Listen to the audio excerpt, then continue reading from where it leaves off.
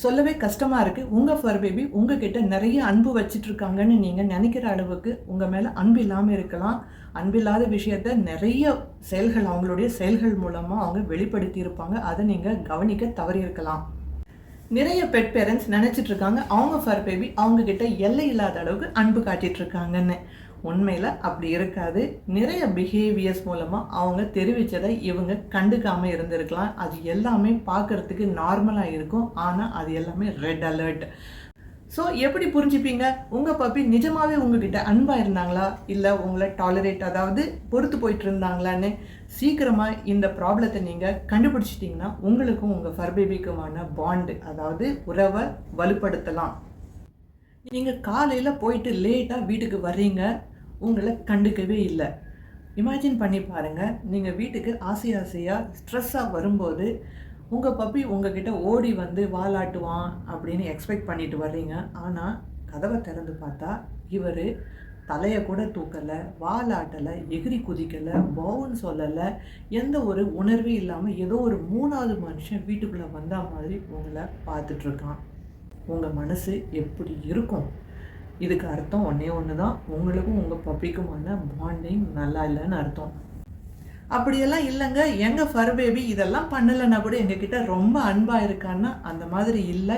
ஏன்னா ஃபர் பேபிஸ் எல்லாமே அவங்களுடைய பெட் பேரண்ட் வந்துட்டாங்கன்னா எந்த சூழ்நிலையிலையும் அதை விட்டுட்டு அவங்களுக்கிட்ட அன்பை காட்டுறது தான் அவங்களுடைய உள்ளுணர்வே.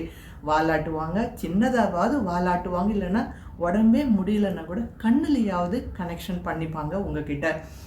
அப்படின்னா இதுலேருந்தே நீங்கள் புரிஞ்சிக்கலாம் உங்களுக்கும் உங்கள் ஃபர் பேபிக்குமான பாண்டு வந்து ரொம்ப வீக்காக இருக்குன்னு. இதை கேட்குறதுக்கே உங்களுக்கு கஷ்டமாக இருந்ததுன்னா நம்ம பார்க்க போகிற 8வது பாயிண்ட் எல்லாம் டாக்ஸ் ரொம்ப வருஷம் வளர்த்தவங்க கூட மிஸ் பண்ணியிருக்கலாம். ஃபர் பேபிஸ் எல்லாமே கண்கள் மூலமாக கம்யூனிகேட் பண்ணுவாங்க. அவங்களுடைய அன்பான பார்வையில் வர ஆக்சிடோசின் மூலமாக தான் உங்களை கவர்ந்து இழுப்பாங்க.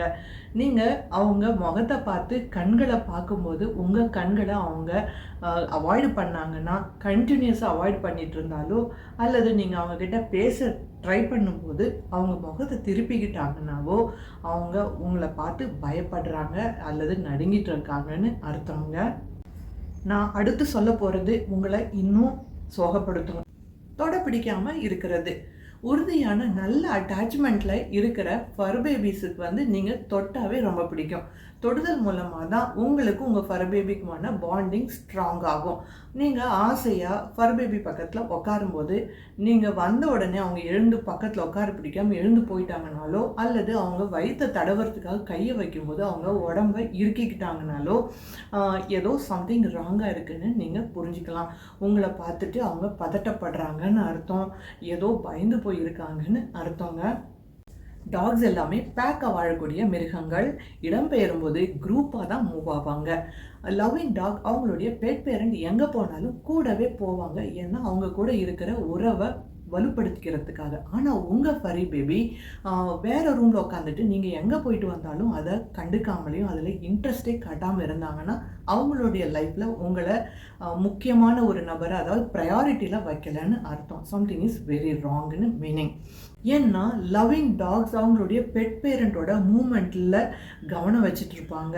24 மணி நேரமும் கவனத்திலே இருக்கணும்னு இல்லை.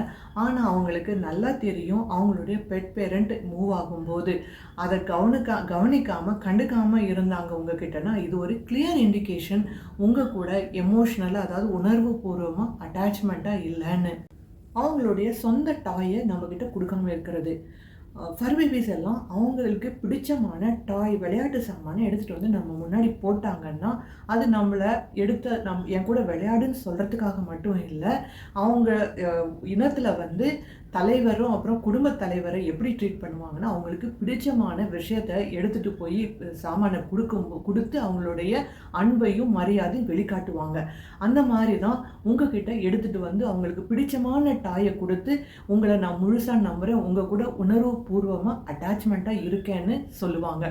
அதை உங்ககிட்ட சொல்லலைன்னா உங்கள் கூட அவங்க உணர்வு பூர்வமான அட்டாச்மெண்ட்டில் இல்லைன்னு அர்த்தமுங்க. நீங்கள் கேட்க போகிற இந்த விஷயம் ரொம்ப ரொம்ப மோசமானது. உங்களுக்கு பதிலாக வேற ஒருத்தரை சூஸ் பண்ணுறது. உங்கள் ஃபர் பேபி உங்கள் வீட்டுக்கு வந்த புது விசிட்டர்கிட்டையோ கெஸ்ட்டுக்கிட்டேயோ க்ளோஸாக ஃபீல் பண்ணிக்கிட்டு அவங்கக்கிட்ட போய் அன்புக்காகவும் கம்ஃபர்ட்டுக்காகவும் ஏங்குனாங்கன்னா அது ரொம்ப டேஞ்சரான விஷயம். என்னதான் புது ஆளுங்களை பார்த்து எக்ஸைட் ஆனால் கூட அன்புக்கும் கம்ஃபர்டபுளுக்கும் அவங்க நம்மக்கிட்ட தான் ரிட்டர்ன் வரணும். அது வரலைனாலே நம்ம புரிஞ்சிக்கலாம் அவங்க நம்மக்கிட்ட க்ளோஸாக ஃபீல் பண்ணலை, நமக்கும் அவங்களுக்குமான பாண்டிங் சரியில்லைன்னு. ரொம்ப டேஞ்சரான விஷயம். அன்புங்கிறது ஆட்டோமேட்டிக்காக வராது. அதுக்காக நிறைய டைமும் எனர்ஜியும் கொடுத்தா தான் அன்பு வளரும். பயத்தில் ஸ்ட்ரெஸ் ஆகி நடுங்கிட்டு இருக்கும்போது அவங்க உங்ககிட்ட ஆறுதலுக்காக வராமல் எங்கேயோ தனியாக போய் உக்காந்துட்டு நடுங்கிட்டு இருந்தாங்கன்னா என்ன யூஸு? பெட் பேரண்ட் கிட்ட தான் இந்த மாதிரி ஸ்ட்ரெஸ்ஃபுல்லான சுச்சுவேஷனில் ஆறுதலுக்காக வரணும். அப்படி உங்ககிட்ட அவங்க ஆறுதலுக்காக வராமல் இருந்தாங்கன்னா உங்ககிட்ட அவங்க அந்த பாதுகாப்பான உணர்வை உணரலை, அப்புறம் உங்ககிட்ட நம்பிக்கை இல்லை, உங்ககிட்ட எமோஷனலாக உணர்வு பூர்வமாக கனெக்டடாகவும் இல்லை.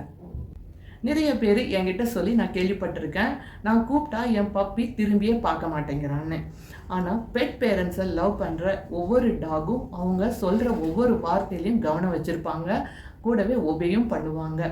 இயற்கையாகவே அவங்களுடைய பேரண்ட்ஸ் கிட்ட நல்ல பேர் எடுக்கணுங்கிறதுக்காக நிறைய முயற்சி செய்வாங்க. அதனால தான் நீங்கள் கூப்பிட்ற ஒவ்வொரு வார்த்தையிலையும் கவனம் வச்சுட்டு அந்த வேலையை செய்து முடிக்கிறதுல கவனமாக இருப்பாங்க.